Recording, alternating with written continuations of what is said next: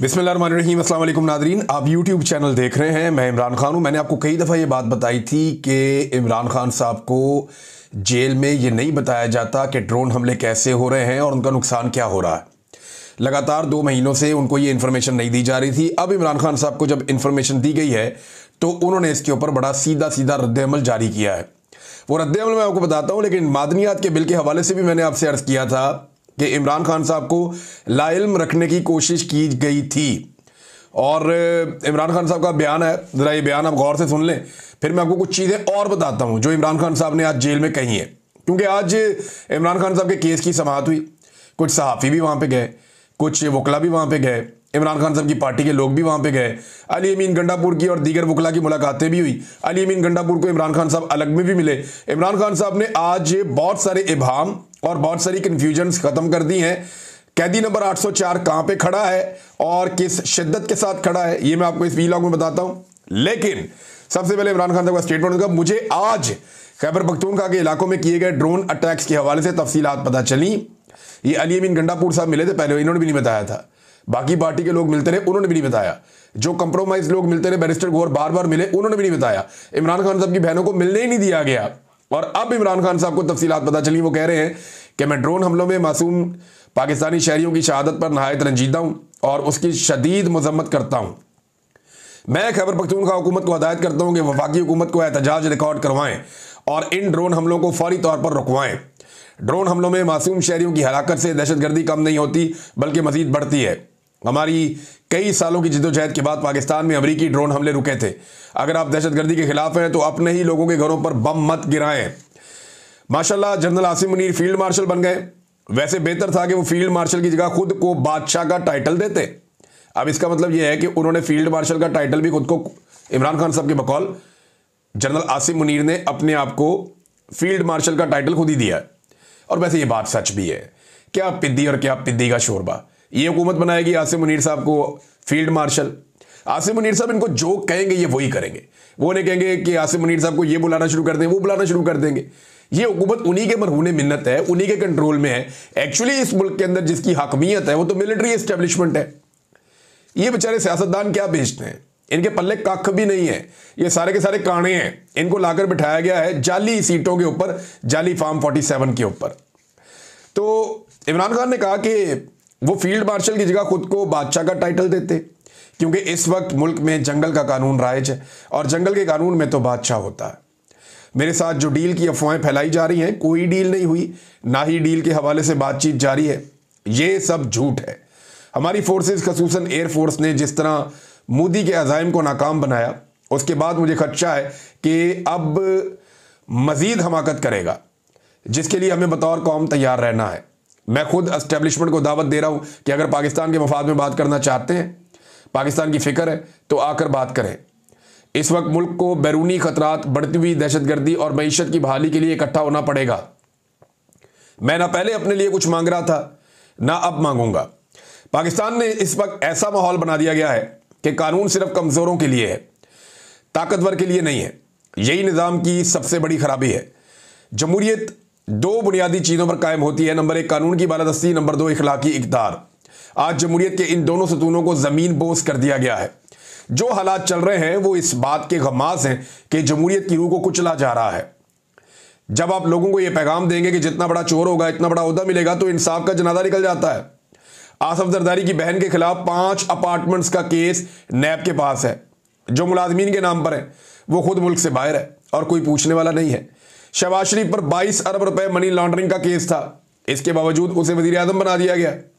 पिछले 3 सालों में पाकिस्तान की इखलाकी इक़्तिदार और आईनी ढांचे को बिल्कुल तबाह करके रख दिया गया है। तोशाखाना 2 केस में मज़ाइका केस ट्रायल दोबारा शुरू किया गया है। बाकी जेल की तरह जेल कोर्ट भी एक कर्नल की मर्जी से चलाई जाती है। मेरी बहनों और वकला तब को कोर्ट में आने से रोका जा रहा है। मेरे रुफ़का तब को मुझसे नहीं मिलने दिया जाता। मेरे बच्चों से कही कि माँ मेरी बात नहीं करवाई जाती, मेरी किताबें तक नहीं पहुँचने दी जाती, और ना ही मेरे ज़ाती मुआलिज तक मुझे रसाई दी जाती है। ये सब अदालती अहकामात और कवानीन की मुसलसल तौहीन है। अब आए नाज़रीन उस बात की तरफ जो मैंने आपसे कही थी। एक तो देखे अली अमीन गंडापुर को इमरान खान साहब ने क्या कहा। शदीद बरहम हुए अली अमीन गंडापुर पर इमरान खान। ये जुबैर अली खान साहब की स्टोरी, और जो लोग इमरान खान साहब के साथ, दीगर अली अमीन के साथ इमरान खान को जाकर मिले हैं, वो भी क्लेम कुछ इसी तरह का ऑफ द रिकॉर्ड कर रहे हैं। सामने अली अमीन गंडापुर के बोलना तो मुश्किल है उनके लिए, लेकिन वो ऑफ द रिकॉर्ड बता रहे हैं जनाब चंगी क्लास हुई अली अमीन गंडापुर की, इमरान खान साहब ने की है। और अगर खैबर पख्तूनख्वा की आवाम को हम महफूज नहीं बना सकते तो इस हुकूमत का क्या फ़ायदा? अस्तीफ़ा दे दो। अगर हमारे लोगों पर ड्रोन हमले किए जा रहे हैं तो असम्बली ही तहलील कर दें। इमरान खान का वज़ीरिस्तान ड्रोन हमले पर शदीद बरहमी का इजहार, ये जनाब इमरान खान साहब ने कहा। उसके अलावा इमरान खान साहब ने जो बातें रिपोर्ट हुई हैं डिफरेंट सोर्सेज से, मैं आपको बताता हूँ। उन्होंने कहा तुम हर महीने आ जाते हो। अली अमीन गंडापुर को कहा कि जनाब मुज़ाकरात हो रहे हैं, मुज़ाकरात करने चाहिए, मुज़ाकरात चल रहे हैं। तो कोई मुज़ाकरात नहीं हो रहे, हुकूमत से बिल्कुल किसी किस्म के मुज़ाकरात नहीं होंगे। जो बात होगी एस्टेब्लिशमेंट के साथ होगी, और एस्टेब्लिशमेंट जो है वो अगर बात करना चाहती है तो आए मेरे साथ बात करें। अब ये इमरान खान साहब क्यों कह रहे हैं? देखें, लुब्बे लुबाब तो यही है ना, यहाँ बहुत सारे लोग अपनी अपनी दुकान खोलकर बैठ जाएंगे कि जी सियासतदानों को आपस में बात करनी चाहिए, सियासतदान खुद अपनी स्पेस एस्टेब्लिशमेंट को दे देते हैं। हम अपने आप को धोखे में क्यों रख रहे हैं भाई? सबको पता है सारा इख्तियार और सारा इख्तियार जनरल आसिम मुनीर साहब के पास है। सब कुछ जो है वो मिलिट्री एस्टेब्लिशमेंट के पास है, हर चीज को वो कंट्रोल कर रहे हैं, स्याह और सफेद के वो मालिक हैं। तो उन्हीं से बात होगी ना भाई, जिनके पास असली फॉर्म 45 है जो लेकर चले गए मैंडेट, उन्हीं से बात होगी ना कि वापस दे दें, या ये जाली बनाई हुई हुकूमत के साथ बैठ के सिर्फ लूडो खेलते रहें। इनके साथ तो बात करने का फायदा कोई नहीं है। ये अपनी मर्जी से वॉशरूम नहीं जा सकते, अपनी मर्जी से स्टेटमेंट नहीं दे सकते। बातें इनकी बहुत बड़ी बड़ी हैं, लेकिन पल्ले इनके कख भी नहीं है। इनकी सियासी औकात जीरो है, फैसला साजी के अंदर इनका किरदार जीरो है। तो इनके साथ मुज़ाकरात करके इमरान खान ने क्या करना है? देखिए, एस्टेब्लिशमेंट ऑफ द रिकॉर्ड ये पैगाम भिजवाती रहती है, और वो हम लोगों को, सहाफियों को भी ये कहते रहते हैं। इवन जो अली अमीन गंडापुर है उनको भी ये कहते हैं ये, और बहुत सारे दोस्तों को ये बता रहे हैं कि जनाब अब सियासतदानों को आपस में बात करनी चाहिए, हम पीछे बैठे हुए हैं ना, हम मामला हल करवाते हैं, सियासतदानों से बात करें, हुकूमत के साथ बात करें। इमरान खान साहब की पार्टी या पोजीशन, तो वो सामने आने से डरते हैं, सामने आना नहीं चाहते। इमरान खान ये कहते हैं कि भाई सारा कुछ जो तुम कर रहे हो तो सामने भी आ जाओ, कपड़े उतार के आ जाओ, पता चल जाए कौन क्या कर रहा है। इमरान खान ये चाहते हैं कि एस्टेब्लिशमेंट खुद बातचीत करे, ताकि कोई अगर रह भी गया ओला तो वो भी खत्म हो जाए। लेकिन एस्टेब्लिशमेंट की ये बुज़दिली है जो हमेशा से है कि वो खुलकर सामने नहीं आते। खुलकर आना हो तो फिर मार्शल लॉ ही लगा देना, तो वो खुलकर सामने नहीं आते। और इस वक्त सूरत हाल ये है कि खान साहब कह रहे हैं कि अब ताकत तो है ही नहीं आपके पास, इख्तियार है ही नहीं इनके पास, ये सारे जाली आकर बैठे हुए, मैं इनके साथ क्यों बात करूं? मैं तो बात करूंगा उनके साथ जिन्होंने ये सारा इख्तियार छीना है, जिनके पास ताकत है, जिनके पास फैसला करने की कुव्वत है। अगर मुल्क को बचाना है तो आ जाओ, मुझे कोई डील नहीं चाहिए। वो ये साफ कहता है कि मैं सारी जिंदगी जेल में गुजारूंगा। ये फवाद चौधरी का स्टेटमेंट आप देख रहे हैं ना, यहाँ एक फवाद चौधरी का स्टेटमेंट है, ये इमरान खान साहब से मिलकर आए। इन्होंने कहा जी आज कई हफ्तों की तातुल के बाद इमरान खान साहब से अडयाला जेल में मुलाकात हुई। रवायती ट्राउजर और टी शर्ट में पसीने से शराबोर इमरान खान गैर मुतजलजल अपने मौक़िफ़ से 1 इंच पीछे नहीं हटे। 2 साल की कैद जो बड़े बड़े लोगों को तोड़ देती है, इस मर्दे जरी का कुछ नहीं बिगाड़ सकी। मैंने बहरहाल उनसे रिक्वेस्ट की कि टेम्परेचर पीछे लाना है मुल्क के मफाद में, और अपोजिशन अलायंस बनाकर मुज़ाकरात किए जाएं, और एस्टेब्लिशमेंट और सियासी जमातों से सबसे मिलकर बात की जाए। मुस्तकबिल के फ्रेमवर्क की तरफ हमें बढ़ना चाहिए, ये वाहिद सूरत है। तो इमरान खान ने बात सुनी और ये कहा कि अगली मुलाकात में बात करेंगे। मैं जानता हूँ इमरान खान साहब ने क्या होगा, ठीक है इस पर बात करेंगे, बाद में देखते हैं। तो इमरान खान आज भी वहीं खड़ा है। इस पर रज़ी ताहिर साहब ने एक स्टेटमेंट जो है वो कोट करके इमरान खान साहब का रिपोर्ट किया, और गालिबन ये कोट रिपोर्टर्स में से किसी ने सुनकर उनको बताया, या वहाँ लीडर्स में से ये जज के रूबरू इमरान खान साहब ने गुफ्तगू की। उन्होंने कहा अगर फील्ड मार्शल ने कसम खाई है तो मैंने भी कसम खाई है कि किसी सूरत यजीद के आगे नहीं झुकना।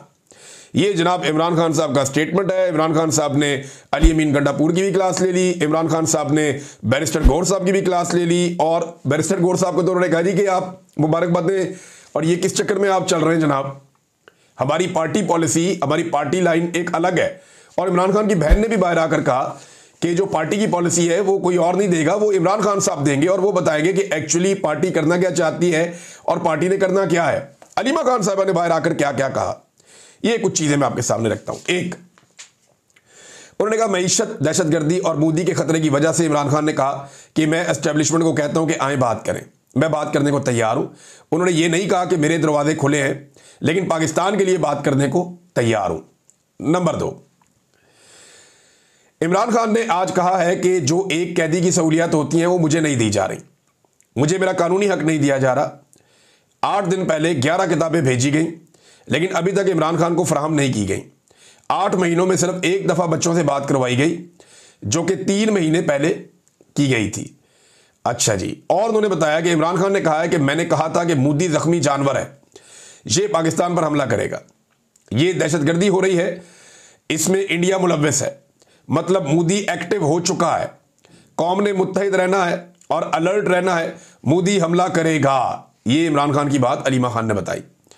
फिर बताया कि आइंदा जो भी कहेगा कि मुज़ाकरात हो रहे हैं, एक तो आपने इन खबरों पर एतमाद नहीं करना, और अगर पार्टी के अंदर से कोई कहे कि मुज़ाकरात हो रहे हैं तो आपने समझना है कि वो अफवाहें फैला रहा है और इसका पार्टी से कोई ताल्लुक नहीं है। वैसे लास्ट टाइम ये अली अमीन गंडापुर ने कहा था कि इमरान खान साहब ने मुज़ाकरात के लिए ग्रीन सिग्नल दे दिया या मुज़ाकरात की इजाज़त दे दी है।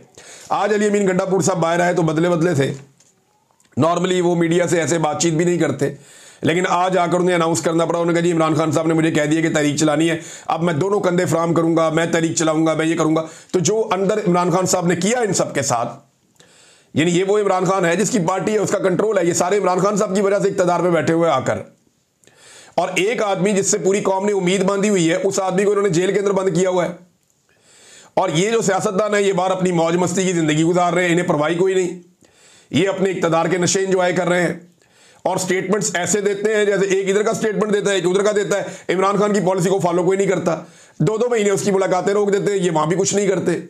तो आज इमरान खान साहब ने चंगी क्लास ली है, अली अमीन गंडापुर साहब की भी और बैरिस्टर गौर साहब की भी। मुख्तलिफ जो रिपोर्टें उनके मुताबिक जो लोग क्लेम कर रहे हैं, उन्होंने जो बताया उसके मुताबिक मैं चीजें आपके सामने रख रहा हूं। फिर नईम हैदर पंजूता साहब ने इमरान खान साहब से पूछा कि 6 मई को आपकी कोई मुलाकात हुई थी, तो उस पर इमरान खान साहब ने बताया कि किसी से कोई मुलाकात मेरी नहीं हुई।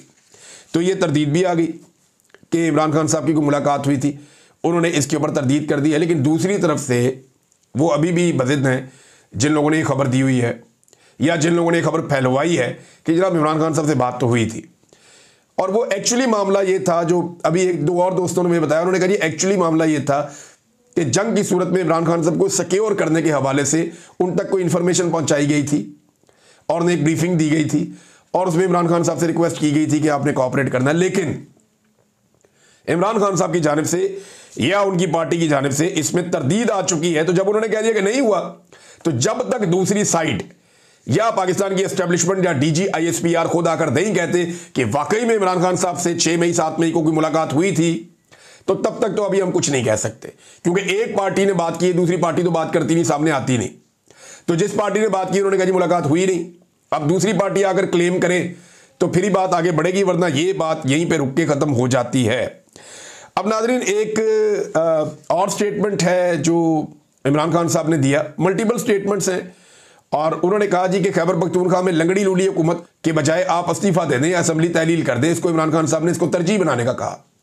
उन्होंने कहा IG तो तुम कर नहीं सकते अपनी मर्जी का चेंज, तो ऐसी हुकूमत का क्या फायदा, ये भी ताना इमरान खान साहब ने दिया। शेख वकास अकरम साहब के हवाले से मुझे एक सहाफ़ी ने बताया कि उनके हवाले से इमरान खान साहब ने कहा कि वो पेशावर से क्यों नहीं बाहर निकल रहे, अगर वो सूबे से बाहर नहीं निकलते तो फिर चेंज किया जाए ये जो ओहदा है इंफॉर्मेशन सेक्रेटरी का, कि शेख वकास अकरम साहब प्रेस कॉन्फ्रेंस नहीं कर पा रहे, सामने नहीं आ पा रहे, खुलकर पार्टी का बयानिया नहीं बयान कर पा रहे, तो ट्वीट करने से तो पार्टी नहीं चलती ना। तो इस पे भी इमरान खान साहब ने तनकीद की। बैरिस्टर गौर साहब के मामले में, शेख वकास अकरम साहब के मामले में, अली अमीन गंडापुर साहब के मामले में इमरान खान साहब ने बड़ी क्लैरिटी के साथ इनके सामने चीजें रखी और बड़ी सख्ती के साथ अपने मौक़िफ़ को दोहराया है। अब नाज़रीन जो टिकटॉक हुकूमत है ना, ये जाली फॉर्म 47 के ऊपर बनी हुई वज़ीर आला, इन्होंने कहा कि जी 9 मई को जो है वो ज्यादा नुकसान हुआ पाकिस्तान का, और भारत ने जो हमला किया ऑपरेशन सिंदूर में, वो पाकिस्तान का उतना नुकसान नहीं हुआ। मोदी की मोहब्बत में ये खानदान अंधा होता चला जा रहा है, मोदी के इश्क और उसके प्यार के अंदर ये बाप बेटी जो है वो बहते चले जा रहे हैं। इन्हें समझ नहीं आ रही कि ये अपने यार मोदी को कैसे फायदा पहुंचाएं। यानी अब वो ये कह रहे हैं, यानी इमरान खान से इनका खौफ इतना है, इनको मोदी से डर नहीं है, कैदी से डर है। ये मोदी से नहीं डरते हैं, ये कैदी से डरते हैं। ये मोदी के खिलाफ नहीं है, ये कैदी के खिलाफ है। ये मोदी को पाकिस्तान का दुश्मन नहीं समझते, ये कैदी को पाकिस्तान का दुश्मन समझते हैं। आप अंदाजा करें इनकी सोच का कि टिकटॉकर वज़ीर आला फरमा रही हैं कि PTI ने ज्यादा नुकसान किया 9 मई को और भारत ने कम नुकसान किया। तो जनाब मैं चंद चीजें आपके सामने रखता हूं। क्या पाकिस्तान तहरीक इंसाफ ने बहुत सारी मसाजिद तबाह कर दी? क्या पाकिस्तान तहरीक इंसाफ ने पाकिस्तान में दर्जनों मिसाइल दाग दिए? क्या 50 से ज्यादा शहरी और फौजी जवान जो है वो शहीद कर दिए? क्या पाकिस्तान के अंदर बम और ड्रोन हमले किए? क्या पाकिस्तान का पानी जो है वो पाकिस्तान तहरीक इंसाफ ने रोका? कश्मीर में 3,000 से ज्यादा नौजवान गिरफ्तार और गायब कर दिए गए हैं, जबकि 50 से ज्यादा को शहीद कर दिया गया है। ये सारा कुछ जो है क्या पाकिस्तान तहरीक इंसाफ ने या इमरान खान ने किया है? हद हो गई वैसे इनके पागलपन की।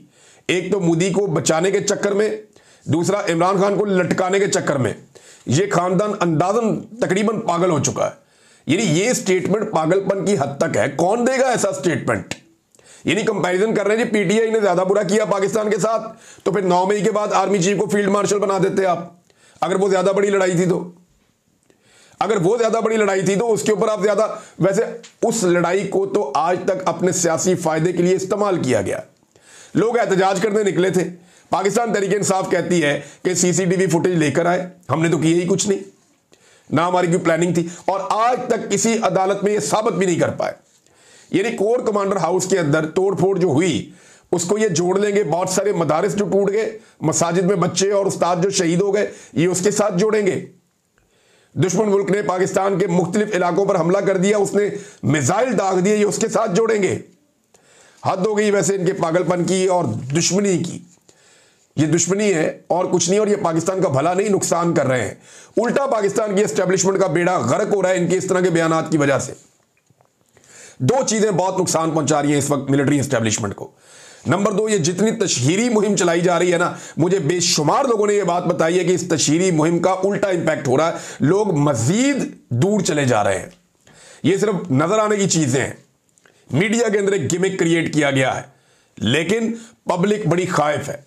वो ये समझते हैं कि पाकिस्तान के सारे मसाइल के लिए जिम्मेदार पाकिस्तान की मिलिट्री एस्टेब्लिशमेंट है, जिन्होंने सबसे मकबूल लीडर को जेल में रखा हुआ है और पाकिस्तान के अवाम का मैंडेट भी चोरी किया है। जुल्म, जबर और फस्तायत के लिए वो जिम्मेदार हैं, जबकि एक जाली मैंडेट को लाकर हुकूमत को बैठा दिया गया है।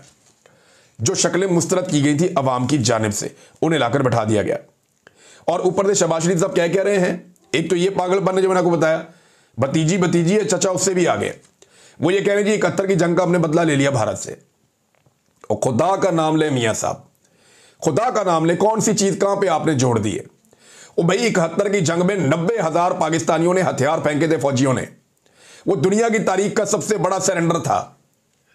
आज भी इंडिया के पास उसकी तस्वीरें और वीडियोस मौजूद हैं, वो पूरी दुनिया में हमें शर्मिंदा करता है।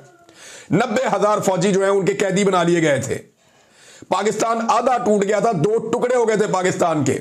आज तक कमर सीधी नहीं हो रही उस साने से। उसको आप जोड़ रहे हैं ये 4-6 तैयारे गिरने से।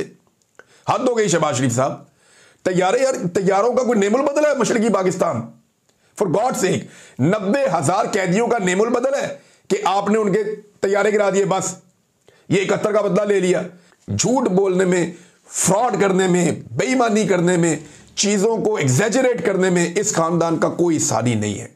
इनका रिकॉर्ड कोई नहीं तोड़ सकता। अंदाजा करें, अब कह रहे हैं जी 71 की जंग का हमने बदला ले लिया है। कौन सा बदला लिया भाई? आपने कश्मीर आजाद करवा लिया, आपने भारत को 2 टुकड़े कर दिया। क्या आपने, भारत ने क्या आलमी सतह पे अपनी जंग तस्लीम कर ली, शिकस्त? भाई उन्होंने सीज फायर का कहा, आपने फौरन कर दिया सीज फायर। आपको क्या जरूरत थी सीज फायर करने की जब आप कश्मीर आजाद करवा सकते थे बकौल आपके? या आपको क्या जरूरत थी सीज फायर करने की जब आप 20 तैयारे और गिरा सकते थे? आपको गिराने चाहिए थे। आप कह रहे हैं जी हमने तहम्मुल का मुजाहरा किया। तो जंग के अंदर तहम्मुल का मुजाहरा नहीं होता। जंग जब चल रही हो ना, जब लड़ाई चल रही हो तो फिर लड़ाई लड़ी जाती है। बहरहाल शहबाज शरीफ साहब की बोंगी है, एक और इन्होंने हमारी बोंगी के 71 की शिकस्त का बदला ले लिया 71 में, और ये चंद घंटे की लड़ाई में जमीन आसमान का फर्क है। जमीन आसमान का फर्क है, बहुत बड़ा फर्क है। वहां आपके 90,000 कैदी हैं भाई, वहां आपका आधा मुल्क टूट गया भाई। आज तक आप वो जख्म चाट रहे हैं भाई, आज तक उस चीज की तकलीफ होती है भाई। पूरी दुनिया में जहां जाते हैं ये तस्वीरें दिखाई जाती हैं, वीडियोस दिखाई जाती हैं। आपके पास क्या है? आपने उनके 4-6 तैयारे गिराए हैं। एयरफोर्स को अल्लाह ताला ने बड़ी कामयाबी दी है, बड़ी जबरदस्त चीज हुई है, उसको हम मानते हैं। लेकिन इस कामयाबी को आप इतना बड़ा ना करेंगे, इसके अंदर हवा भर भर के ये बैलून ही आप फाड़ दें। फैसल वाडा साहब का मुतालबा चेक करें आप जरा। आप ये शाह से ज्यादा शाह के वफादार लोग हैं और इनकी हरकतें चेक करें। पाकिस्तान में लोगों के पास खाने के लिए नहीं है, हालात पाकिस्तानियों के पतले हैं। तो इनकी जनाब डिमांड आई है कि फौरी तौर पे बजट में फ़ौज के मज़ीद इजाफा किया जाए। हालांकि थोड़ा अर्सा पहले 18% का एक इजाफा किया गया था जब जंग के हालात बनने जा रहे थे। फ़ौज की तमाम फोर्सेज की तनख्वाहें डबल और दिफाई बजट बढ़ाना पड़ेगा, ये फैसल वाडा कह रहे हैं। और किस जंगी जुनून में भाई कौम को लेकर जा रहे हो? क्या ये कौम इतना बोझ उठा सकती है? कहां से लेकर आएंगे इतने पैसे? हमारे पास एटम बम है, हमारे पास मिसाइल्स हैं, हमारे पास फौज मौजूद है। अब और क्या हमने करना है? और फौज ने अच्छी लड़ाई लड़के दिखाई है बकौल उनके और बकौल आप लोगों के सबके। तो ये शाह से ज्यादा शाह के वफादार जो है ना, अपने छोटे से फायदे के लिए, अपनी एक बोटी के लिए कौम का बकरा और ऊंट सेवा करने के चक्कर में रहते हैं हमेशा। भाई गरीब कौम है, पहले ही सारे तरक्याती मंसूबे रुक गए हैं। IMF ने गले के ऊपर जो है वो छुरी रखी हुई है, किसी वक्त भी आपको सेवा कर देंगे। हर चीज आप गैरों से पूछकर कर रहे हैं, बजट आप अपना बना नहीं सकते। और हद हो गई यहां पे, ये कह रहे हैं जनाब कि अब मजीद बजट को बढ़ाया जाए। तो भाई अगर बजट मजीद बढ़ाना है ना, तो सबसे पहले जी कौमी असम्बली के जो अरकान हैं, जो सेनेटर हैं, जो सूबाई असम्बली के अरकान हैं, ये जितने हुकूमत के अंदर सियासतदान हैं, ये सारे अपने खर्चे छोड़ें। ये जो लग्जरी लाइफस्टाइल है ना, चाहे वो जजों का है, चाहे वो जर्नेलों का है, चाहे वो सियासतदानों का है, चाहे जितने सरकारी मुलाजमीन का है, वो सारा खत्म करवाएं आप।